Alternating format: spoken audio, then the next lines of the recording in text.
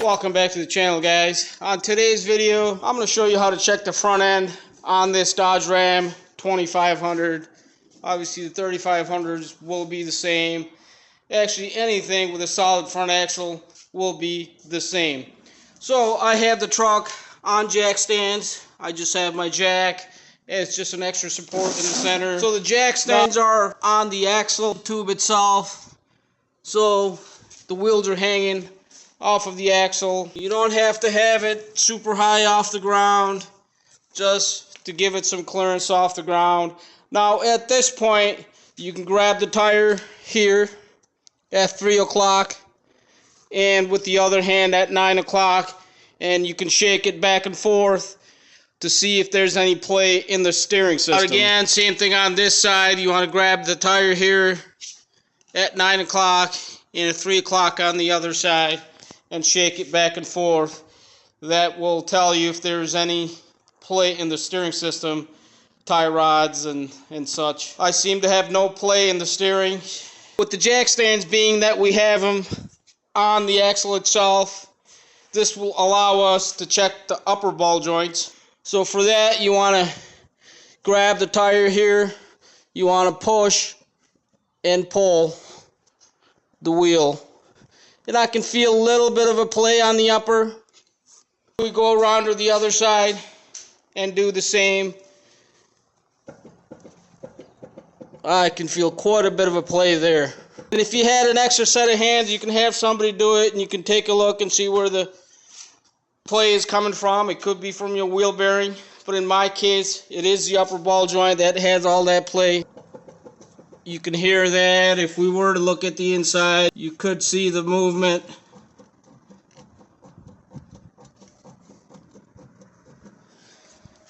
That may be hard to see. Like I said, if you have second set of hands, that could shake the tire for you, and you can see exactly where your play is coming from.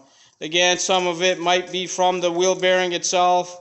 It's always a good idea to change them all at the same time. If you're going to have that side apart, I would do both upper and lower ball joints, your wheel bearing, and possibly the U-joints on the shaft. Now what we'll do is move our jack stands to the body or the frame underneath in the center here. So what I've done, I have a wood block under the frame here to lift it just enough to get the tire off of the ground. And just for safety, I have a jack stand under the axle, but there's no weight on that jack stand. So this will allow us to check the lower ball joint.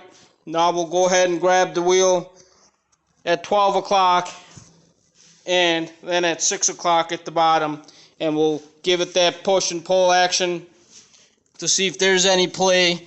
This side seems to be tight. I've checked that. There's no looseness on the steering at all. I do have a little bit of a play in the upper. Not too bad. We'll repeat the same process on the other side and see how that looks. You can also take a big pry bar or some kind of bar under the tire while you're looking underneath and just lift up and down on it, moving the tire.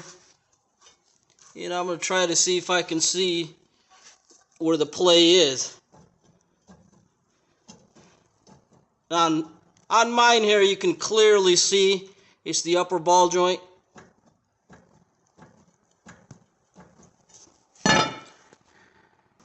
So we will be replacing the upper ball joint on this truck, on this driver's side. A couple of years ago, I did replace the wheel bearing and the lower.